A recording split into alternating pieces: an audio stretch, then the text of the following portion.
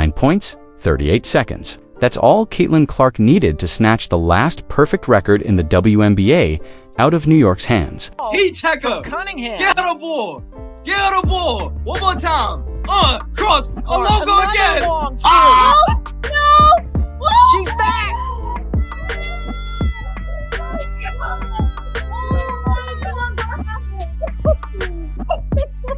Oh my God! This isn't real. Player in the game. What? 9 points in 38 seconds for Caitlin. She hit all 3 threes. And not only 9, What's it's going look on? at the depth on these field goal attempts. She's certainly feeling it. my God. Left side, right side. No. Now come back to your favorite spot again. It doesn't matter if there's a hand. What in am her I face. watching? Turning a packed Gainbridge Fieldhouse into a roar that rattled the league's balance of power. Just 3 days earlier, pundits were laying odds on the Liberty running the Tabula 9-0 juggernaut, anchored by Breanna Stewart, Sabrina Ionescu, and Jonquel Jones, that swatted contenders aside like junior-varsity scrimmages. But the moment Clark stepped back across half-court and drilled 3 logo-range threes in a minute, that narrative shattered, and a brand new one began to write itself. But to see why that flurry was more than a highlight reel. Caitlin pulls left wing, the right wing, 30-plus feet. Logo crosses over, watch it. Oh my goodness! She is back! Back in the lineup, I'm ready to go. I think you're just excited more than anything. It gets kind of difficult when you prepare for a game. Obviously, when I'm on the bench, still knowing the scout, knowing everything that the other team's going to do, and still trying to mentally prepare and go through everything like I'm going to play, even though I knew I wasn't going to play. So, doing that, but also knowing I was going to be able to be active today, I think gives you a little extra juice. So I'm certainly excited just to get back out there, get playing, and really good opportunity for us at home here, coming off of a loss. So it's a big game. Why it became a blueprint for beating the unbreakable Liberty we have to rewind to the wall. For the first 6 weeks of 2025, the New York Liberty looked less like a basketball team and more like a physics problem nobody could solve.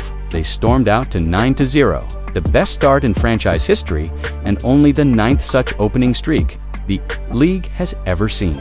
Opponents averaged a paltry 73.6 points, while the Liberty cruised past 85 and absurd, plus 12 margin that turned supposed primetime matchups into televised sparring sessions. We played the Liberty. There was obviously a frustrating ending. What lessons can you take from that experience, and how can that be applied to this, even though I know obviously Liberty look a little different with 2 starters out? Yeah, I think certainly you take time and score situations, different versions of handling runs, offensively, defensively.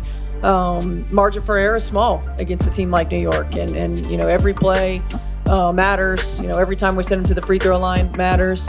Every rebound matters. We can't afford to have empty possessions on the offensive end of the floor. You've got to play your A game. Sabrina Ionescu's laser-guided playmaking and Jonquel Jones's two-way rim patrol functioned like interlocking gears. Remove one, and the machine still whirred. Game film, toggling through every defensive scheme, short of triple-teaming all 5 starters. Nothing slowed New York's Picandrel cascade or its league-leading 40.8% clip from deep. Pundits stopped asking if the Liberty would lose and started handicapping whether they could eclipse Houston's mythical 27-game run from the league's earliest days. So I think we continue to learn lessons from the first time we played them and from our last game against Atlanta. Every single day that we move forward. I think they're a different team. Certainly, we're going to be a different team having C and Sophie back on the floor. We're going to tip the ball up and go out, and we're going to give it everything that we have. Betting lines ballooned into double digits, and panel shows filled segments, wondering which front office might panic trade just to avoid a playoff bracket that ran through Barclays. Even an injury report listing to starters Lainey Hamilton and Howard barely nudged the odds. Depth pieces like Maureen Johannes and Kennedy, Burke had been torching second units all month. So when Indiana limped in at 4-5, juggling rotations and waiting on their franchise guards' strained quad, the matchup felt like another chapter of Liberty inevitability. New York's pregame walkthrough was loose. Welcome to ESPN's coverage of the WNBA. The defending champion and unbeaten New York Liberty coming to town for the second time this year as we get ready for this game. And yes, she is back. Caitlin Clark will indeed be playing today. It's the last 5 games with a strained quad. taking on the Liberty off to their best start ever. Sabrina Ionescu and company in this big Commissioner's Cup game as well. And as usual, all the seats are filled here. Almost jovial, talk broadcasters joked that a perfect Commissioner's Cup slate might be locked up by Father's Day. But that swagger evaporated. The instant one name lit up the scorer's table, and the crowd rose as though cued by thunder. Yeah, we have an opportunity in front of us right now. I feel like this is like we're starting a new season. You guys, I'm so proud of how resilient we've been up until this point. We're going to continue to have to be. But right now, we have an opportunity to continue to take a step forward. Okay, this can be a springboard for us, right? We're marrying energy and effort with execution. Every single possession matters. Hit singles. Hit singles. Make the easy play. All right? Make one another better. Okay? It's our time. It's our time. Let's go. Here we go. Together. 3, 1, 2, 3. Together. Caitlin Clark hadn't suited up since May's 24. Her strained quad forcing her to watch 5 straight games from the sideline. But the moment she peeled off the warm-up and jogged to the scorer's table on June 14th, Gainbridge Fieldhouse shook like it was hosting a Game 7. Liberty defenders tapped each other's chests. The broadcast crew's voices spiked a full octave, and 17,000 fans rose as one to welcome back the league's box office magnet. And Cunningham is down behind the play, but they've got Caitlin Clark to fire away from 2 players with incredible up.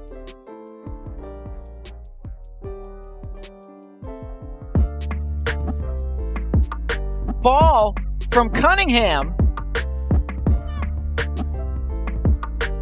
Clark, another long 3. She's back. What followed barely belongs in the realm of probability. Clark took her first handoff on the right wing, hesitated once, then rose from 34 feet net. 17 seconds later, she picked up a loose ball near the mid-court logo, dribbled twice, and fired from 31 feet over a late challenge net. By the time she drifted left, crossed over Sabrina Ionescu, and launched a third bomb from the same 31-foot marker again. Nothing but Nylon Liberty coach Sandy Below could only whistle for timeout while her players stared at one another, as if the floor had cracked open. 11-point lead, gone in 38 seconds. The game was tied at 24. And Indiana's bench looked ready to storm the floor. Rebound, Fever, Cunningham got knocked to the floor. Caitlin pulls left wing, buries it. She is back.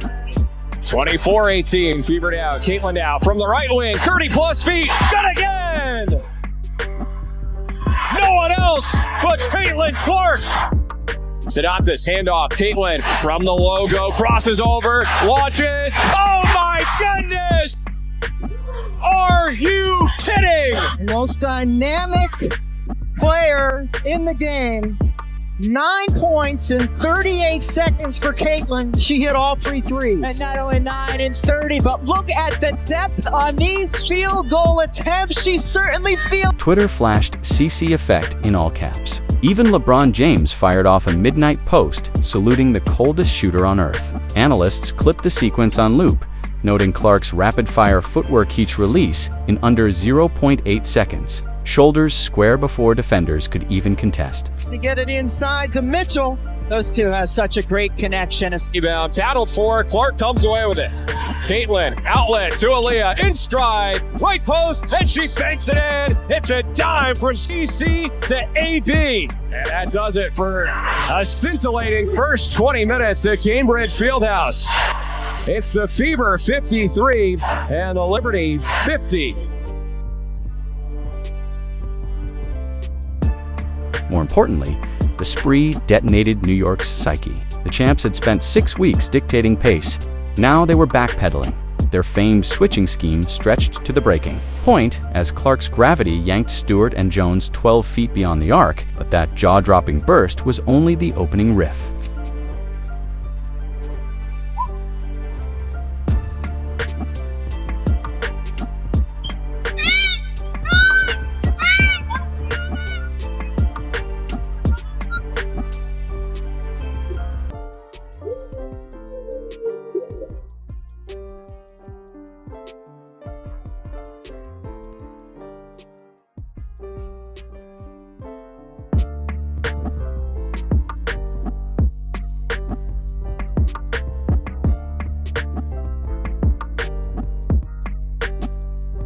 Clark was about to spend the next 36 minutes rewriting entire sections of the WNBA record book while her teammates caught fire in perfect harmony. By halftime, Clark already had 25 points, the loudest first half of her pro career. And the arena scoreboard read 53-50. Swing few believed. Possible against a team giving up barely 74 a night. Then she stepped on the gas. The final ledger, 32 points, 8 rebounds, 9 assists, and 7 three-pointers. A statistical unicorn no one not Taurasi, not Moore, not Parker had ever assembled in a single WNBA game. I don't know if you guys have seen or heard, but Caitlin Clark is in fact back. Caitlin Clark!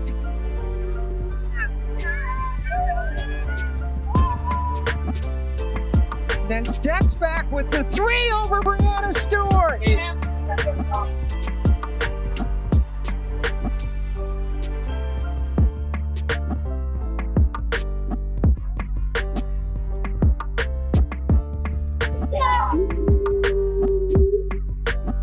Those 7 threes tied the Fever franchise mark and helped Indiana match its all-time record with 17 triples, forcing New York's vaunted defense to chase shadows well past the volleyball lines. Clark also became the 4th fastest player in league history to soar past 850 career points, needing just 45 games, nearly 15 contests quicker than Breanna Stewart, and miles ahead of legends who once held the pace-setter crown. Even the esoteric numbers bent in her favor.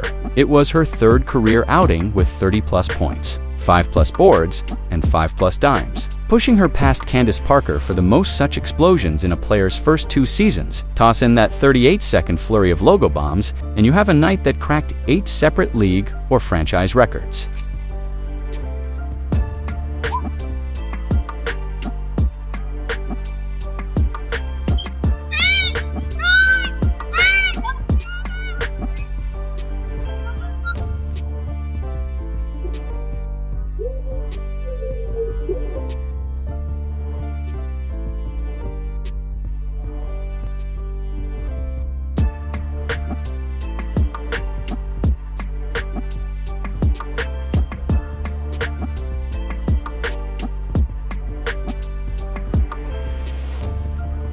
While Caitlin's fireworks stole every headline, the rest of the Fever refused to play background extras. Lexi Hulareddy, the league's most accurate catch-and-shoot sniper celebrated her 100th WNBA game by drilling 3 threes, ripping down boards, and skidding across the hardwood for every loose ball.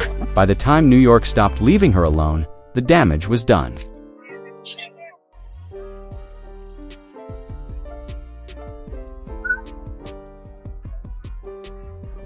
Right beside her, Kelsey Mitchell carried a chip the size of Barkley's on her shoulder. Each time the Liberty shaved the margin, she answered a drifting corner triple, a fearless and one on Breanna Stewart, a shrug that screamed, "Keep doubling, Caitlin A. Dare you?" She finished with 22 clutch points, the silent hammer that kept New York's comeback hopes buried. It is shocking to see Kennedy Burke miss 1 3 this season. She's leading the league at over 60%, but to see her miss a couple. Count it! As Mitchell celebrates from the floor. Mitchell is simply such a great cutter, and this time going again from the right side to the middle of the floor. Colson head up, finds her, drops the pass. What a tough finish as well. Down low, Aaliyah Boston slipped into point center mode. Her stat line, double-double +4, slick assists proved she's more than a block handboard bruiser. She's the engine that lets Indy run 5-out chaos, yanking opposing bigs into no man's land while she vacuums the glass. Found Boston perfectly. Boston being very physical with Sabali. Count it. Fake left, drive right, make it all look so easy. Blocked by Boston. And when 35-year-old sparkplug Sydney Colson checked in, the tempo somehow hit fast forward. 2 no-look lasers, 10 momentum-swinging points, and a grin wide enough to light the rafters told the champs their bench wasn't safe either. Colson playing point with Caitlin now on the bench. Backdoor feed. Mitchell, score it, and 1! Here's what every team is splicing into film study this week. Indiana didn't beat New York with some secret playbook. It beat them with 3 clear rules everyone can copy. Rule 1, never let the Liberty set their wall. From the opening tip, Stephanie White ordered her guards to sprint the ball past half court in 3 seconds or less. Rule 2, drag their bigs into space, then punish the help. Indiana ran the same high horns look on a loop Boston and hole-setting twin screens 28 feet out. Rule 3, crowd Sabrina early, live with twos late. White ditched drop coverage and iced every Liberty pick and roll, forcing Ionescu away from the middle and into Boston's wingspan. She scored 34, sure, but only 3 times from deep, and the Liberty attempted 11 fewer threes than their season norm. Stack those rules together, and you get the first crack in New York's armor all year. Clark nails it. A 17-0 run. Caitlin Clark now with 7 threes on the afternoon. I thought Sid was fantastic today. She makes 2 huge threes for us in the second half. Soph was fantastic. Final score, Fever 102, Liberty 88. And Caitlin Clark's return. Indiana fans elated and amazed. The Fever are the first team to defeat the Liberty in 2025. The champs were out-rebounded, outrun, and most shocking outshot from 3. The Fever didn't need a miracle. They needed discipline and shooters who never hesitated. Other coaches took notice. Cleveland's assistant GM texted an Indy scout. "You just gave the league a cheat code." National TV games featuring Clark had averaged 1.8 million viewers before her quad strain, then nosedived to 850K while she sat Saturday's return. A jaw-dropping 20.9 million, the most watched WNBA game ever recorded, and a full primetime NFL figure in June. ESPN scrambled to add 2 more Fever games to its July slate within 24 hours. The New York Liberty came out through the first punch in this quarter. For the Liberty to make this a single-digit game has been impressive here. I think the way we responded when they went on that run in the third quarter, like we had to figure out how to play through it and go on a run of our own. And in the past, like that's kind of where we would crumble. That's exactly where we crumbled. But today we really stuck together. We went on our own run. Missile trying to blow by. Everybody does and gets the foul. Bounce pass, right wing hole, wide open 3. Of course! Clark to hole, open lane, and she scores off the glass.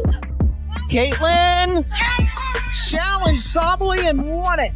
And social feeds lit up with sponsors fighting for ad slots. Fans felt the jolt in their wallets. The morning after the win, a lower bowl seat for Indy's next home date against Connecticut jumped 11% overnight, topping $390 on resale sites. Upper Deck singles broke triple digits for the first time in franchise history. In a single night, Clark's lightning burst flipped cup math, shattered TV ceilings, and turned Gainbridge into the hottest ticket in Indiana since Reggie.